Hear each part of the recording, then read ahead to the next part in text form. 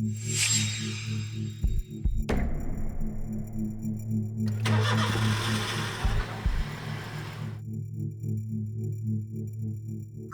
कचालू बेटा कहाँ गए थे?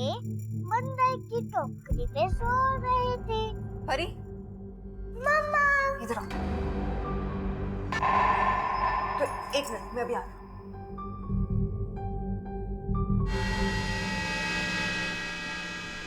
चलो आओ।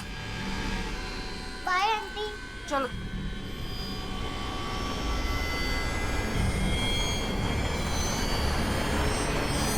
सर ये देखिए, उस दौरान 3 सफेद गाड़ियां वहां से पास हुई। इसका मतलब आशा सच बोल रही है। इन गाड़ियों के रजिस्ट्रेशन नंबर ट्रेस करो और पता करो। हो सकता है दोनों के तार एक ही जगह से जुड़ते हो, क्योंकि जो कांस्टेबल आशा का बायोडाटा लेने गया था उसने बताया है कि आशा का किसी राजन नाम के आदमी से अफेयर चल रहा था। हो सकता है इनमें से कोई गाड़ी राजन की। जी कहिए। सर मैं मनोज हूँ, आशा का हस्बैंड। मैं आशा के खिलाफ किडनैपिंग की कंप्लेंट लिखवाने आया हूँ। क्या? प्लीज मेरी बेटी वापस दिलवा दीजिए। परी सिर्फ आप ही की नहीं, आशा की भी बेटी, इसलिए किडनैपिंग का चार्ज तो बनता ही नहीं। हाँ, अगर आप लोगों का डाइवोर्स हो चुका होता और बच्ची की कस्टडी आपके पास होती तो हम आपकी मदद कर सकते थे। आपको ऐसा लगता है कि आपकी पत्नी का किसी से अफेयर चल रहा है? मिस्टर मनोज, अपने घर वालों से एकदम उल्टे, शांत प्रवृत्ति के हैं आप या आज मौन व्रत है आपका? खैर, आपकी बेटी को हम जल्द से जल्द ढूंढने की कोशिश करेंगे। फिलहाल आप लोग जा सकते हैं। ये आशा अपनी बेटी को लेकर आखिर जा कहां सकती? सर वहीं, यहाँ ससुराल से भागकर हर लड़की जाती।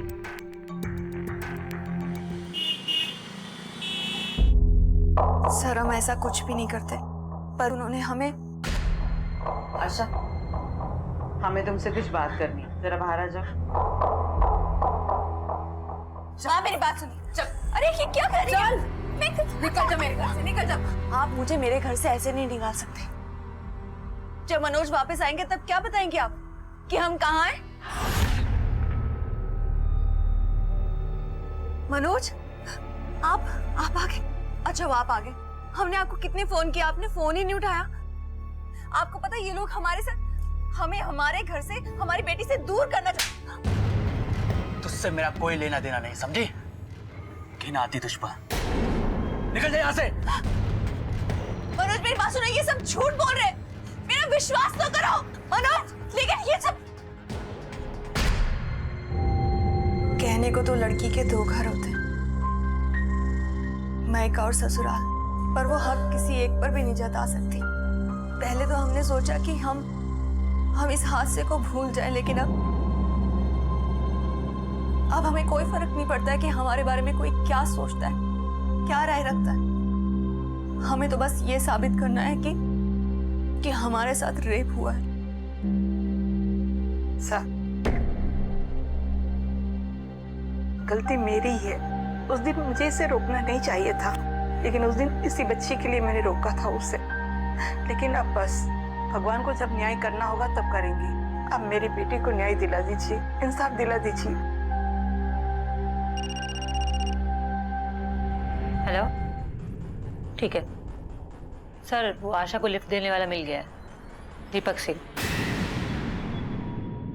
अब तक इस केस की 2 दिशाएं दिखाई दे रही थी, लेकिन उस रात की इस घटना से जुड़ी एक अहम कड़ी और आशा को लिफ्ट देने वाले दीपक सिंह तक पुलिस पहुंच चुकी। तो क्या अब इस संदेहास्पद केस को सही दिशा मिलने वाली थी?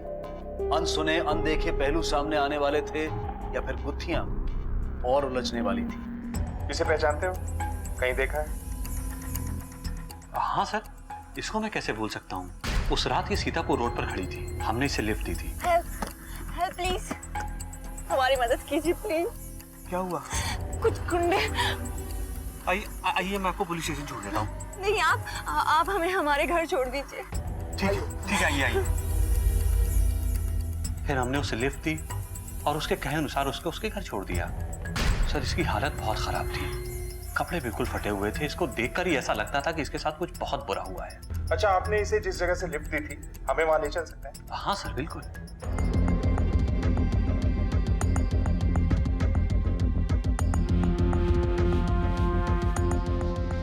अच्छी तरह देखो, कुछ ना कुछ जरूर मिलेगा।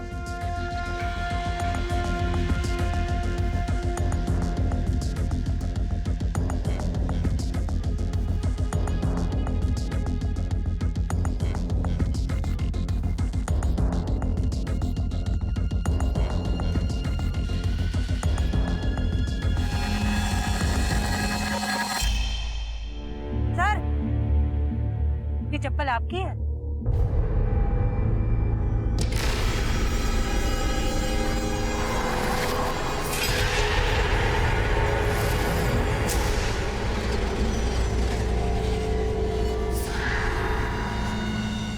सर,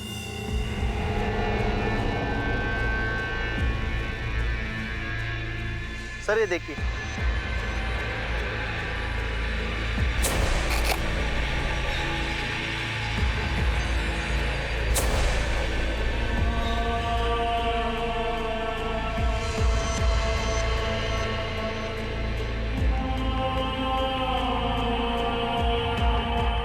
सर,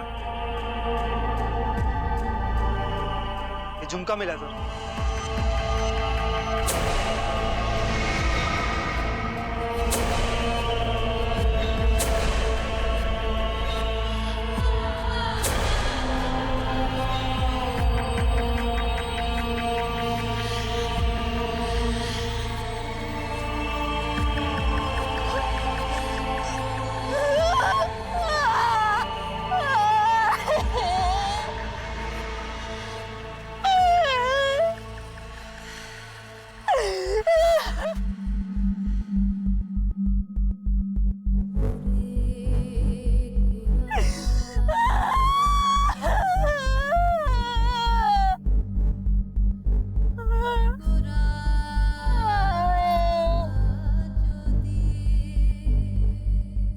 फटा हुआ कपड़ा सिला जा सकता है, चेहरे पर लगी गंदगी धुल सकती है, शरीर पर लगे घाव भर सकते हैं, लेकिन मन में लगी चोट की चुभन जीने नहीं देती।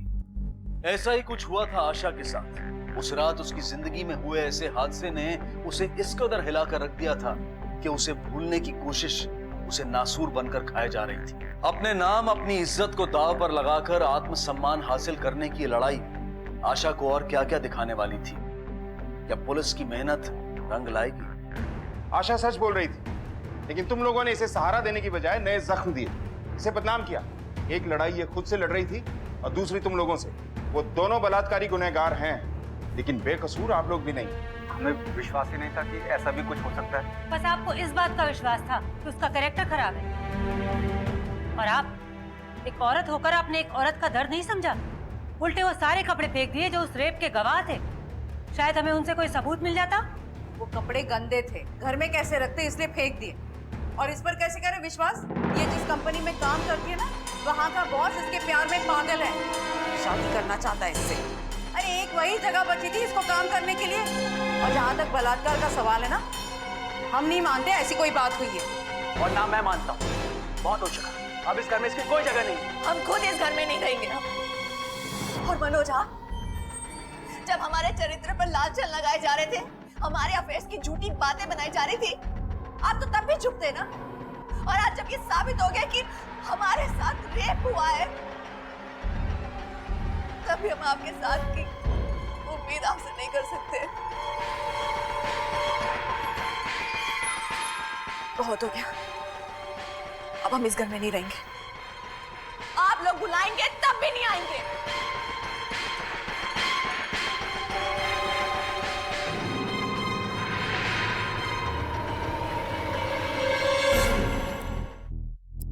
मान लिया जाए कि आशा का रेप हुआ था, लेकिन ये कोई रैंडम रेप केस नहीं था। जिस तरह सफाई से इसे अंजाम दिया गया, लगता है ये पूरी तरह से प्लान था। रात के 10 बजे पार्किंग से आशा को किडनैप किया गया, फिर यहां से 12 किलोमीटर दूर सीतापुर रोड के पास जंगल में उसका रेप किया गया, और सुबह 4 बजे तक वो बेहोश रही। सर, रेपिस्ट ने अपना चेहरा भी ढक रखा था, जिससे आशा उन्हें पहचान न सकी। ये सब बातें इस ओर इशारा करती हैं कि ये रेप हुआ नहीं है, शायद इसे करवाया गया है। शायद आशा के किसी जानने वाले ने ऐसा किया। ये भी पॉसिबिलिटी है कि आशा ने खुद प्लान किया, लेकिन फिलहाल हम इस डाउट को रूल आउट करके सोच रहे हैं। सर, तब तो आशा का बॉस धीरज भी सस्पेक्ट है। क्योंकि प्रमिला के मुताबिक वो उसका कॉलेज का दोस्त है और उससे शादी करना चाहता था और आशा ने इससे इनकार किया था। हो सकता है इसलिए। देखिए, आप मुझ पे गलत इल्जाम लगा रहे हैं। हाँ, मैंने उसे प्रपोज किया, उसने मना कर दिया और फिर उसकी शादी हो गई और हमारे सारे कॉन्टेक्ट्स खत्म हो गए। फिर कई दिनों बाद हम लोग सोशल साइट पे मिले और उसे बताया कि उसे नौकरी की जरूरत है। मुझे भी अपनी कंपनी के लिए एक अच्छा मैनेजर चाहिए था, मैंने उसे नौकरी दे दी। इसमें प्रॉब्लम क्या है? प्रॉब्लम ये है कि उसे दिन रात अपने सामने देखकर तुम्हें तुम्हारा पुराना प्यार और फेलियर याद आने लगा और तुमने बदला लेने की सोची। ऐसा कुछ नहीं है, ये आपकी बनाई हुई कहानी है। कहानी नहीं, हकीकत यही है कि तुमने अपने नाकाम प्यार का बदला लेने के लिए उसका रेप करवाया है। आप मुझ पे जो इल्जाम लगा रहे हैं उसका कोई सबूत है आपके पास? देखिए, मुझे बहुत काम है और हाँ, अगली बार जब हम मिलेंगे तो मेरा वकील साथ होगा।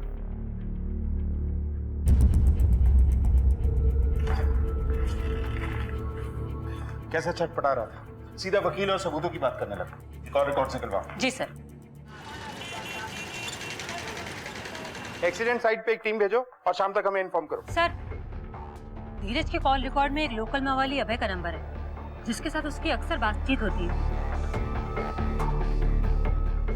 कहीं धीरज ने अपना बदला लेने के लिए अभय से आशा का रेप तो नहीं करवाया? देखो कितना हिम्मत है इस औरत में, इतना सब कुछ होने के बाद भी घूम रही है। इसकी खुद की बेशर्मी की वजह से ऐसा हुआ इसके साथ। अपनी इज्जत अपने हाथ होती है, हमारे जैसी होती है ना तो खुद को मुंह दिखाने के लायक नहीं होती। देखो कैसा सीना चौड़ा करके जा रही है।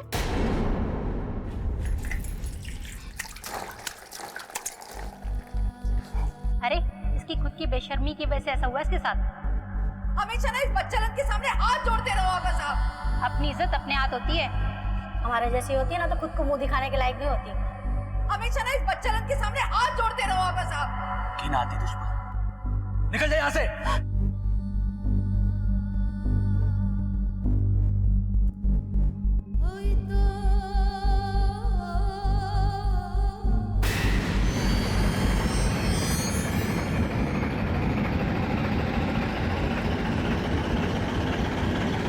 टोकरी में सो रहे थे, बगल में राजकुमारी रो रहे थे, पापा ने पैसे दिए हंस रहे थे।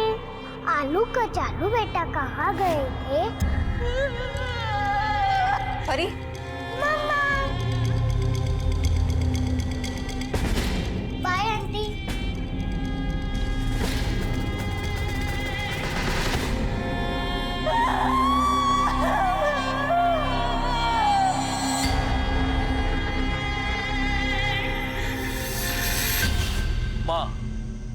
माँ वो है जिसमें पूरे ब्रह्मांड का सार है। इंसान हो या जानवर, माँ की भूमिका कहीं नहीं बदलती।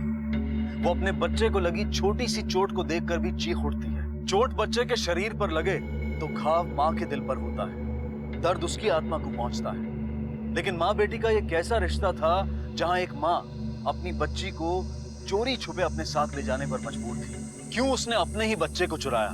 क्यों उस आया ने आंखें मूंद ली और इस चोरी को अनदेखा कर दिया? ये माँ ऐसी कौन सी राह पर चल पड़ी है कि उसे ऐसा कदम उठाना पड़ रहा है?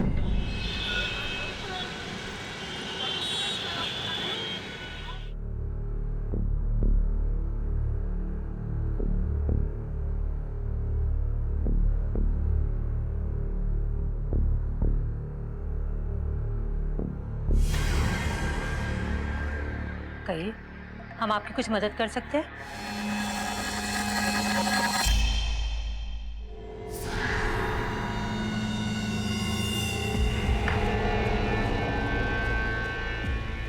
सर, 1 महीना पहले 12 अगस्त को 2 आदमियों ने हमारा रेप किया।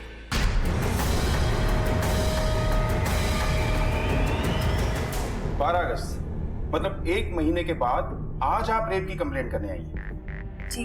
जान सकता हूँ आज आपको ये कंप्लेंट करने की क्यों सूझी, या देर करने की कोई खास वजह? हमने अपने सास ससुर को भी बताया था, लेकिन हमारी बात पर कोई विश्वास ही नहीं कर रहा था। आपको ऐसा क्यों लगता है कि आपकी बहू झूठ बोल रही है? सर, क्योंकि ऐसा कुछ हुआ ही नहीं है। ये जो लड़की है ना, इसे कहानी बनाने की आदत है। देर रात घर आने की कहानी, घर ना आने की कहानी। कमला, परी को लेकर जा अंदर। जा बेटा। और आज तो इसने अपने रेप की भी कहानी बना डाली। सर, हमारी भाभी अपनी मर्जी से जीती है। हम ये नहीं कह सकते कि क्या सच है और क्या झूठ। बेटा आशा कितना झूठ बोलेगी? पुलिस को घर ले आई। बेटा कम से कम हमारी इज्जत का ख्याल कर। हाथ जोड़ते हम तुम्हारे। अरे आप क्यों इसके सामने हाथ जोड़ रहे हैं? देखिए सर, ये सच को झूठ और झूठ को सच बताकर ना आपका वक्त जाया कर रही है। देखिए सच क्या है झूठ क्या है इसका पता हम खुद लगा लेंगे। हम झूठ नहीं बोल रहे, झूठ तो आप बोल रही हैं। हम उस दिन जब घर आए थे, क्या आपने हमारी हालत नहीं देखी थी? आशा, ये क्या हुआ तुझे?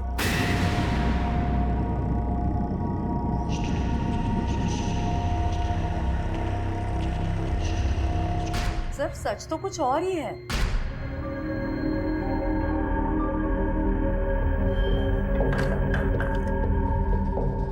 आशा, बहू तू शराब पी कर आई है? हाँ, पी के आई हूँ। कौन सी नई बात है? झूठ, बिल्कुल झूठ। सर, ये सब लोग झूठ बोल रहे हैं। देखा सर आपने, ये हमेशा ऐसे ही चिल्लाती है और हम सब लोग परेशान हो जाते हैं सर। आपके पति कहाँ हैं? क्या वो ये सब जानते हैं? इसे ना अपनी बच्ची की फिक्र है, ना पति की चिंता। अब क्या बताएं सर आपको, इस लड़की ने हमारे बेटे को बहला फुसलाकर बंबई भेज दिया नौकरी के लिए, ताकि यहाँ अपनी आशिकी चला सके ये।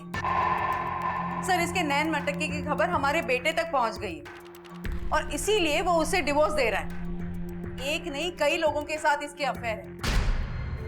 वो बेशरम लोग भी इसे ऑफिस छोड़ने और ले जाने के बहाने घर आते हैं।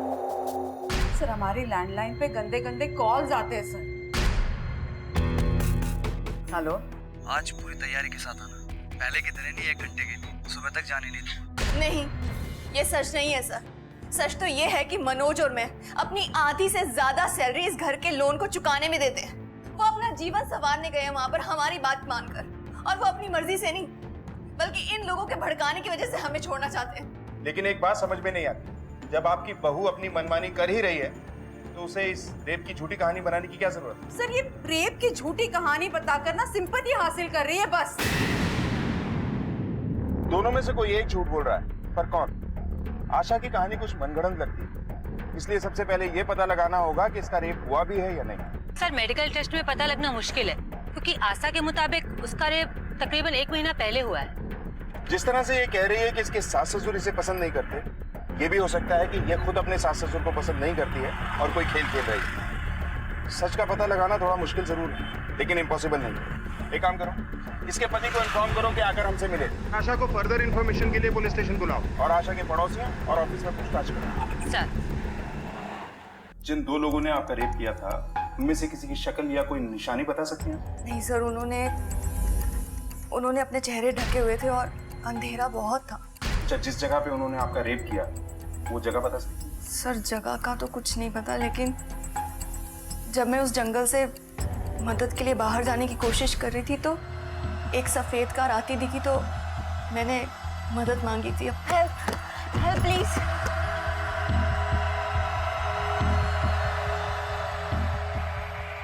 अच्छा, जिस सफेद कार में आपने लिफ्ट ली थी, उस आदमी के बारे में कुछ जानती हो? सर, कुछ याद नहीं है सर। भरोसा हर रिश्ते की नींव होता है। जहां ये हिला, रिश्तों की इमारत ढह जाती है। इसलिए जरूरी है कि रिश्तों के साथ साथ प्यार और भरोसे को भी संजो कर रखा जाए, क्योंकि जरा सी लापरवाही बड़ी दुर्घटना को अंजाम दे सकती है और कभी कभी ये अपराध की शक्ल भी ले सकती है। नहीं मैडम, आशा की सास तो बहुत अच्छी औरत है और हमने तो उसे आज तक आशा से ऊंची आवाज में बात करते हुए भी नहीं सुना। वो आस पड़ोस से किसी से मतलब में रखती है, पता नहीं वो किस अकड़ में रहती है। वैसे सर, आशा बिटिया तो बहुत अच्छी है, उसके बारे में ऐसा कुछ सुना नहीं है। सर, काफी पुरानी बात है, ठीक से मुझे याद नहीं। 1 मिनट। हाँ सर, 12 तारीख को उसने छुट्टी नहीं की थी, लेकिन ऑफिस में काम होने की वजह से वो लेट गई थी और अगले दिन 12 बजे वो ऑफिस आ गई थी। ये देखिए। आशा कहाँ बैठती? सर, वहाँ 3rd रूम में। Thank you. मैम, पिछले कुछ 1 महीने से वो अजीब सा बिहेव कर रही थी। नहीं सर, बिहेवियर में कोई ज्यादा खास चेंजेस देखे नहीं हमने। एक बार मजाक मजाक में मेरा हाथ उसके कंधे पे चला गया तो उसने बहुत अजीब सा रिएक्ट किया। ये क्या बदतमीजी है? हाथ लगाए बिना बात नहीं कर सकते हो क्या? आशा की कॉल डिटेल निकालो, देखो किस किस के साथ कांटेक्ट में थी और उस रात की लोकेशन क्या थी। सर आशा रानी गंदी, आशा रानी झूठी। बोलो। आशा रानी गंदी, आशा रानी झूठी, आशा रानी गंदी,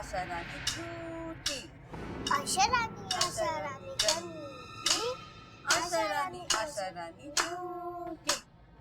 पर इधर आओ। और आपको खेल खेलना है ना तो आप हमसे खेलो। हमारी बच्ची को ना इस कीचड़ में मत उतारी। हम उतार रहे कीचड़ में, हम उतार रहे इसे कीचड़ में। अरे तू दलदल में उतार रही है इसे। तेरे साथ रहेगी ना पता नहीं क्या क्या सीखेगी ये। तो आपके साथ रह के भी क्या सीख रही है? परी इधर आओ, सुन मेरी बात। मम्मी के साथ बिल्कुल नहीं रहना, समझी ना तू परी? ऐसी बातें सिखा रही हो आप? अरे क्या सिखा रही थी मैं? क्या सिखा रही थी बोलो? अरे आप हो जाओ, हम मंदिर गए थे घर में शांति की प्रार्थना करने के लिए और तुमने यहाँ कोहराम मचा रखा है। पापा आप जरा इनसे पूछिए ये क्या क्या बातें सिखा रही है उसको। क्या सिखा रहे थे हम? क्या सिखा रहे थे? क्या गाना सिखा रही थी इसको गालियों वाला? अरे क्या झूठ सिखा रहे थे? जैसे तू है वैसे तू सिखा रहे थे। हो जाओ, हाथ जोड़ते हम तुम्हारे। हाँ, हाथ जोड़ दो। हमेशा ना इस बच्चन के सामने हाथ जोड़ते रहो बस आप ऐसे मेरे वही बोल रहे हैं हम, समझे ना?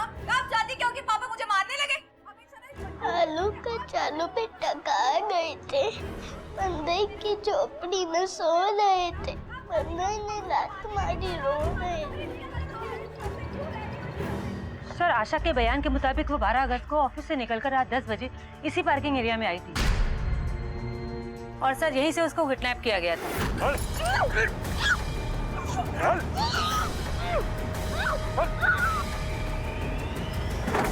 पर यहाँ पर तो कोई भी सीसीटीवी कैमरा नहीं दिख रहा है सर। लेकिन सोचने वाली बात यह है कि अगले दिन 12 बजे उसने ऑफिस में रिपोर्ट भी किया था। ये कैसे पॉसिबल हो सकता? सर यही बात तो मुझे भी चौंका रही है कि सुबह 4 बजे तक आशा जंगल में बेहोश पड़ी रही और वहाँ से उठकर वो सीधे 12 बजे अपने ऑफिस पहुँचती है, वो भी इतने बड़े मेंटल और फिजिकल टॉर्चर के बाद भी। वो इसलिए क्योंकि हमारे घर में हमें रोने के लिए कंधा देने वाला कोई भी नहीं था, हमारा दुख बांटने वाला कोई नहीं था। वो लोग तो हमें खुद ताने दे रहे थे, गालियां दे रहे थे हमें। उन सब से बचने के लिए हम सुबह सुबह ही निकल गए, यहाँ वहाँ सड़कों पर भटकते रहे सर। हमारे शरीर के साथ साथ हमारे आत्मा के भी चिथड़े उड़ चुके थे। उस नर्क से बचने के लिए हमें बस एक ही उपाय सूझा कि हम ऑफिस चले जाएं, और जाते भी कहाँ।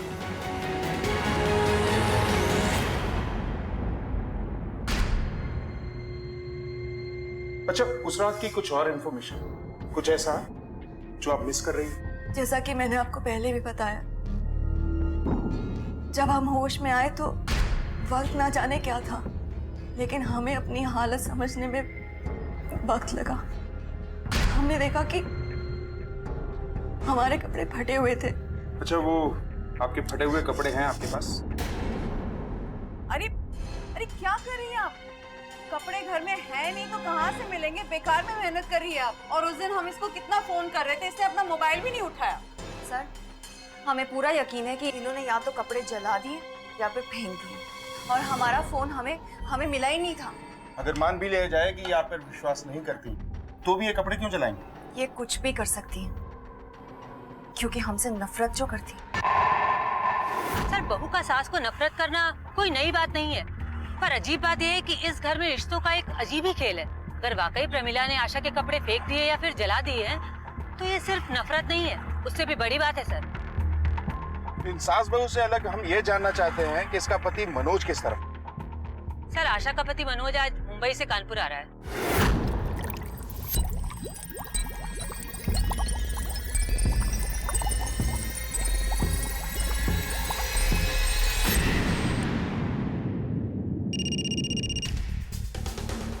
सर आशा के ससुर का फोन है। हेलो, उठ यहाँ से, दूर रह मेरी पोती से। क्या हो रहा है ये सब? आप इंसान है या जानवर? बच्ची को अंदर लेकर जाओ, अच्छी तरह से पोंछकर इसके कपड़े बदलो। पानी में रहने के कारण से ठंड लग रही है, जल्दी ले जाओ। आप बिल्कुल सही वक्त पर आए हैं। अपनी बेटी की जान लेना चाहती है ये? अपनी औलाद को खाना चाहती है ये। कैसी माँ है तू? चुप, एकदम चुप। किसी ने भी आवाज निकाली ना तो सीधे अंदर कर दूंगा। हमने ऐसा कुछ भी नहीं किया। हम तो दलिया लेके परी को खिलाने के लिए गए थे और बाथरूम से आवाज आ रही थी। जब हम बाथरूम में घुसे तो हमने देखा कि परी के पाँव में चोट लगी हुई थी और वो बाथ टब से निकलने की कोशिश कर रही थी। उसे पानी में से निकालने लगे। इतनी देर में हमारे सास ससुर वहाँ पर आए और हम पे इल्जाम लगाने लगे कि हम उसे डुबा रहे हैं।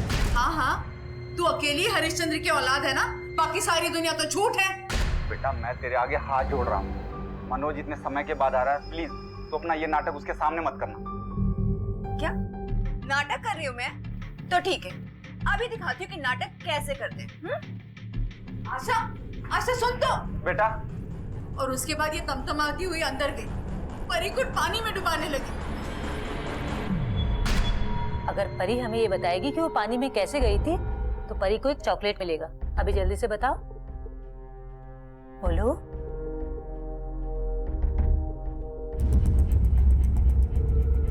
एक बात अच्छी तरह से अपने दिमाग में बिठा लो तुम लोग, अगर बच्ची को कुछ भी हुआ ना तो पहले तुम सबको अरेस्ट करेंगे, उसके बाद पूछताछ करेंगे, समझे?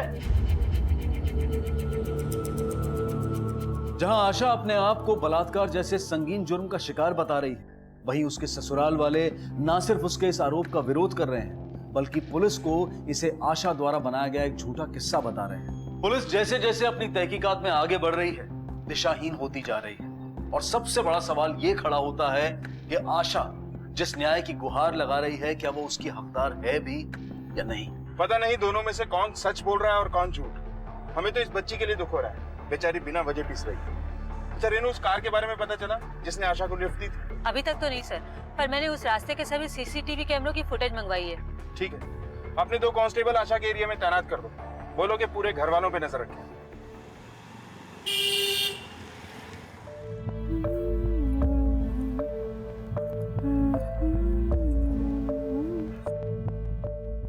आशा, हमें तुमसे कुछ बात करनी है, जरा बाहर आ जाओ।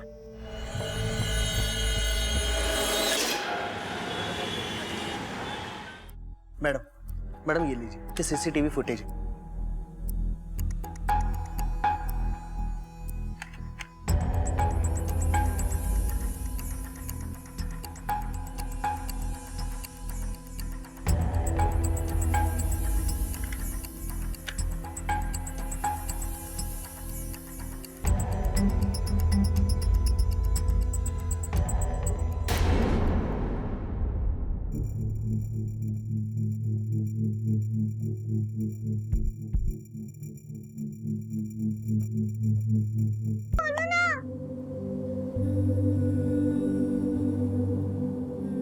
क्या हुआ?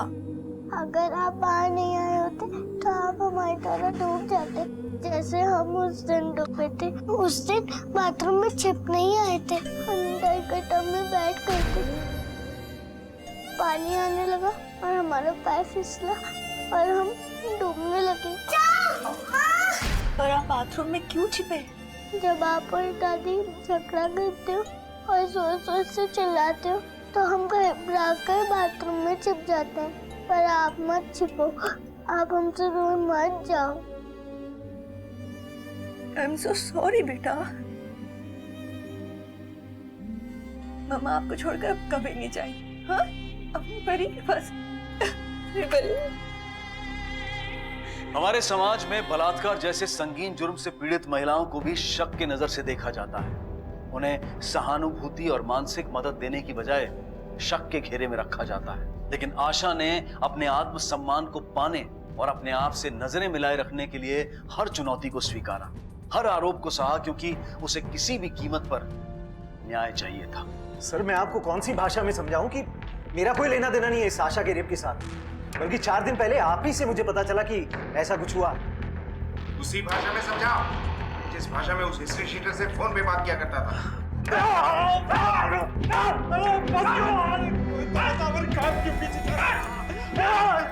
सर मैं एक बिजनेसमैन और अक्सर काम पूरा होने के बाद क्लाइंट के पास पैसे फंस जाते हैं, बस उसी पैसे को निकालने के लिए छोटे मोटे गुंडे पालने पड़ते हैं सर। चला बता, आशा का रेप क्यों किया? मैंने किसी आशा का रेप नहीं किया। हाँ तो इसे तब तक मारते रहो जब तक ये जवाब न दे। सर धीरज सच बोल रहा है। जिस रात आशा का रेप हुआ यानी 12 अगस्त को वो अपने क्लाइंट के साथ मीटिंग में था और वहां से वो सीधे अपने घर गया और अभय भी उस रात यानी 12 अगस्त को रूपनगर थाने में एक चोरी के इल्जाम में बंद था। अगर ये दोनों नहीं थे तो फिर हेलो, उठा लो। सर राजन मिल गया है। हमने कहा ना सर, हम किसी राजन को नहीं जानते हैं। आप उसे नहीं जानती हैं और वो बोल रहा है कि उसका अफेयर है आपके साथ। मैंने सुना तेरा और उसका अफेयर चल रहा था। सच सच बता दे, वरना मार मार कर ना तेरी खाल खींच लूंगी। चल बोल। मैडम, उसका पति ठहरा मुंबई में, तो उसकी जरूरत कौन पूरी करे? हम सोचे अगर किसी का भला हो जाए तो इसमें बुरा क्या है? वैसे भी हमारा गैरेज उसके ऑफिस और घर दोनों के रास्ते में पड़ता है। बकवास कर रहा है वो। हमने कहा ना हम नहीं जानते राजन को। तो आप नहीं जानती हैं रजनी। ये उसके गैराज के बिल हैं। पिछले 2 महीने में 3 बार आपकी गाड़ी वहां गई है। ये आप इसकी बात कर रहे थे? हम आज से पहले इसका नाम तक नहीं जानते थे। सर, हमारे घर के पास इसका गैराज है, तो अपनी गाड़ी हम इसके पास दिखा देते हैं। अपनी बच्ची की कसम खा के कह रहे हैं सर, हमारा इस मैकेनिक के साथ कोई अफेयर नहीं है।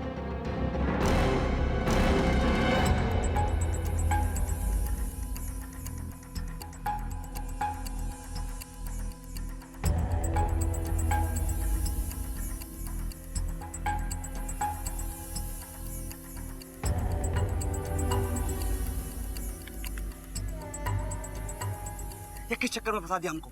पैसों की जरूरत के लिए किया था सब। अगर एक बार वो पुलिस ने धमकाया ना तो सब फंस जाएंगे हम। ये मुझे खुद नहीं पता था कि ये बात पुलिस तक पहुंच जाएगी। मैं तो सिर्फ उसे सबक सिखाना चाहती थी। कैसा सबक सिखाना चाहती थी मीनल? पकड़ो इन दोनों को। चलो।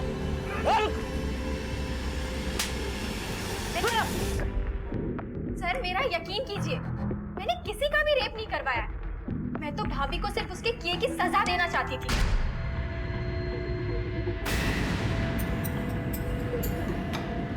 मीनल, भाभी? ए, रुको। क्या है ये मीनल? हाँ, ये रोहित है ना? 1 नंबर का आवारा लड़का है ये। कितनी लड़कियों के साथ इसका चक्कर चल रहा है और तू यहाँ इसके साथ। दूर रहे उससे, तू समझी? और आप दूर रहिए मेरी जिंदगी से। अपने काम से काम रखो, समझी तुम? हमारे इतना समझाने के बाद भी भाभी ने मम्मी पापा को रोहित और मेरे बारे में बताने की धमकी दी। तभी मैंने डिसाइड कर लिया था कि मैं भाभी को इतना बदनाम कर दूंगी कि उनकी बात पर कोई विश्वास ही नहीं करेगा। मम्मी पापा तो वैसे भी उन्हें पसंद नहीं करते थे। उन्हें तो हमेशा से यही लगता था कि भाभी का उनके बॉस के साथ अफेयर चल रहा है। रोहित और मैंने राजन को पैसों का लालच दिया और भाभी को बदनाम करने का प्लान बनाया। और सर, घर के फ़ोन पर जो गंदी बातें वाले कॉल्स आते थे वो भी राजन ने ही किए थे। तुम्हारा नशा है कि उतरता ही नहीं। आज पूरी तैयारी के साथ आना। राजन के बारे में मुंबई भैया को मैंने ही कॉल करके बताया था और भैया ने मेरी बात पे विश्वास भी कर लिया। इनका बयान। लगता है इन अफवाहों को सच मानकर मनोज ने अपनी ही बीवी का गुंडे भेजकर रेप करवा दिया। सर, हो सकता है प्रमिला ने मनोज को फोन करके बताया होगा कि तुम्हें मुंबई भेजकर अय्याशी कर रही है आशा। इस मनोज की हिस्ट्री निकाल, कानपुर से लेकर मुंबई तक। कहाँ रहता है, क्या करता है, किस किस के साथ चक्कर है, इसके फोन रिकॉर्ड्स सब खंगाल डालो। हो सकता है कि इसका किसी से चक्कर हो और अपनी बीवी से पीछा छुड़ाने के लिए इसने ही ये प्लान बनाया। मैं गुंडे हायर करके अपनी बीवी का रेप क्यों करवाऊंगा? क्या कहना चाहते हैं आप? यही कि तेरा मकसद बहुत स्ट्रांग था। तू उससे पीछा छुड़ाना चाहता था। तुझे उसके कैरेक्टर पे शक भी था। फिर इससे अच्छा तरीका और क्या होता, बदला लेने का और पीछा छुड़ाने का? क्या सबूत है आपके पास कि मैंने ऐसा किया? वैसे गुस्सा बहुत आता ना तुझे। मौन व्रत से सीधा एंग्री यंग मैन बन गया। इसी गुस्से में रेप करवाया ना तूने उसका। आप चाहे कुछ भी कहें, लेकिन सच ये है कि मैंने कुछ नहीं किया है। सर, हमने मनोज की हिस्ट्री चेक की है तो उससे एक महत्वपूर्ण इंफॉर्मेशन मिली कि ये वहाँ से स्कूल में एक बच्चे पर हमला करने के जुर्म में अरेस्ट किए गए। वहाँ से उन्हें 6 महीने के लिए बाल सुधार गृह भेजा गया। उसके आगे की इंफॉर्मेशन सील होने के कारण हमने लोकल एविडेंस और FIR को ट्रैक किया। और इनके कॉल रिकॉर्ड से कुछ नहीं मिला? सर, उससे भी एक इम्पोर्टेंट इन्फॉर्मेशन मिली है कि बाल सुधार गृह में इनके 2 साथी वन्नू और पुनीत, जिनके साथ मनोज आज भी टच में है। सर, इन दोनों ही लड़कों पर सेक्सुअल ऑफेंस की हिस्ट्री है। सर, हमने इनकी टावर लोकेशन चेक की है तो हमारा शक बिल्कुल यकीन में बदल गया है। इनकी लोकेशन वही है जो आशा की रेप की लोकेशन है, ठीक रात के 10 बजे से लेकर 2 बजे के बीच की।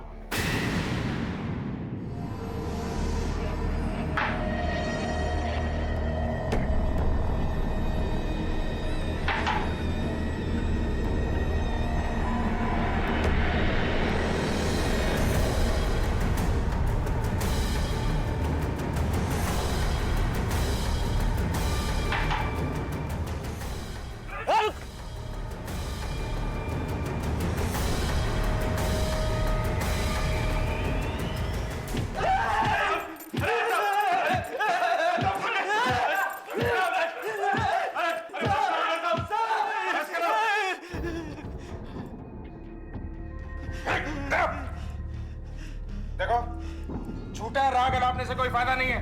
बोलो, क्यों रेप किया आशा का? साहब पैसे के लिए। उसने बोला रेप करो 2 लाख मिल जाएंगे। किसने बोला? किसने बोला? किसने बोला?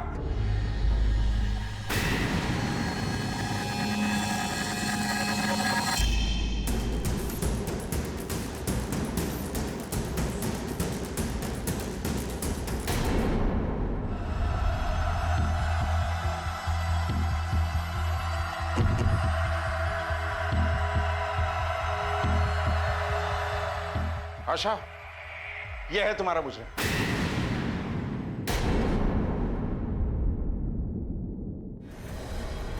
आशा, आशा छोड़ो इसे, छोड़ो, हटाओ इन्हें, हटा, आशा हट जाइए, हट जाइए, मेमने की खाल में छिपा हुआ भेड़िया निकला तू। खुद को कितना सीधा और शरीफ दिखाता रहा। अब एक सांस में तोते की तरह सारी कहानी सुना। क्यों किया ये सब? क्या मिला ये करके? हम शांत प्रवृत्ति के इंसान हैं, लेकिन शांत होने को लोग कभी कभी कमजोरी समझ लेते हैं। आशा ने भी एक दिन यही गलती की, सबके सामने हमें जलील किया। क्यों जाए हमारा बेटा कानपुर छोड़कर मुंबई? हाँ, यहाँ क्या कमी है? इंसान क्या काम सिर्फ पेट पालने के लिए करता है? नाम और दाम के लिए भी करता है ना? पर आप लोग क्या समझोगे? अरे ये सिविल इंजीनियर है, सिविल इंजीनियर। यहाँ क्या कर रहे हैं? मुंबई में इतनी बड़ी बड़ी बिल्डिंग्स है, वहां तो स्कोप है इनके काम का। लेकिन आप लोग क्या समझोगे? अरे वहां पे नाम दाम सब कुछ 10 गुना ज्यादा मिलता है। लेकिन पैसा ही जिंदगी में सब कुछ नहीं होता, परिवार भी कुछ है। आखिर किस चीज की भूख है? किस चीज की भूख है? आप ये सवाल कर रहे हो? अरे इस सवाल का जवाब वही समझ सकता है जिसे कुछ करने की इच्छा हो, कमाने की इच्छा हो, जिम्मेदारी उठाने की इच्छा हो। आप जैसे महान व्यक्ति थोड़ी जो कानपुर की गलियों में अपना पूरा जीवन गुजार देते हैं। आपने कहीं एक जगह टिककर कभी नौकरी की है? कभी कोई बिजनेस सेटअप करने की कोशिश भी की है? अरे यहाँ बैठे बैठे निठल्ले रोटियां तो तोड़ते रहते हो और मेहनत करने के लिए हमारे पति हैं ही। हाँ? और आप क्या बोलते हो? क्या बोलते हो कि ये जो मीना लेस की शादी की आपको परवाह है, फिक्र है? अरे भैया, हमें डर लगता है कि हमारे मनोज आपके जैसे नकारा ना हो जाए। आशा, माँ बस करो। हमें हमारे ही परिवार के सामने बेइज्जत करके हमें निकम्मा साबित कर दिया।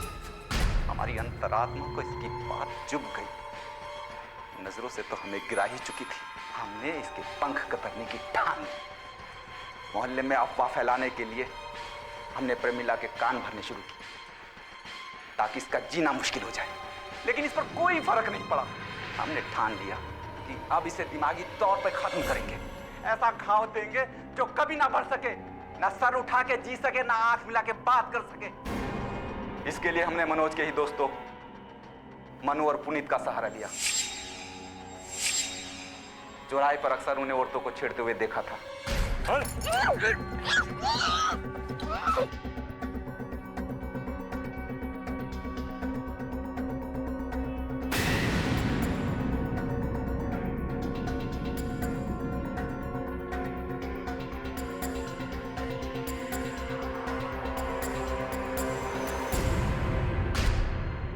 घर परिवार में होने वाली छोटी सी बात के लिए तेरे बहन ने तो सही अपराध करवाया। दाग आशा के आंचल पे नहीं, तेरी आत्मा पे भी है। सजा भुगत के भी तू उसे धो नहीं सकता। ले चलो इसे।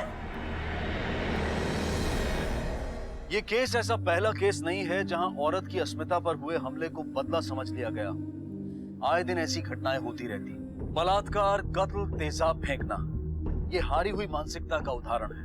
बदहवासी का उदाहरण है जो ये दर्शाता है कि एक बीमार दिमाग औरत को सबक सिखाने का यही तरीका मानता है, क्योंकि वो आज भी उसे बराबर तो क्या इंसान मानने को भी तैयार नहीं है। लेकिन वो ये नहीं जानता कि अगर वो अपनी लड़ाई के लिए उठ खड़ी हो तो उससे मुकाबला करना तो दूर, उसके सामने टिक पाना भी मुश्किल है।